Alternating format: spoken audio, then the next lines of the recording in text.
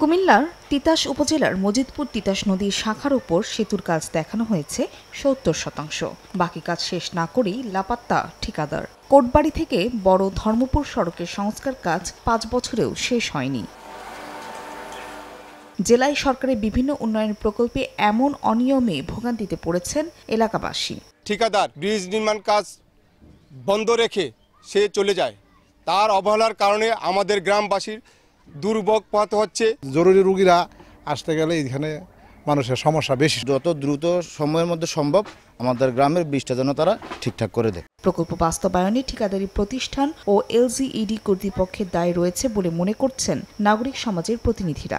যোগ সাধকের মাধ্যমে এই কাজগুলি বন্টন করা, এই বন্টন করার কারণেই জবাবদিহিতা ছিল না এবং অনেকে কাজ না করেও বিলগুলি উত্তোলন করে তাদের ফয়দা লুটে নিয়েছে। তবে এলজিইডি বলছে গত ৩ বছরে এমন অভিযোগ প্রমাণ হওয়ায় ৩৯টি ঠিকাদারি প্রতিষ্ঠানকে কালো তালিকাভুক্ত করা হয়েছে।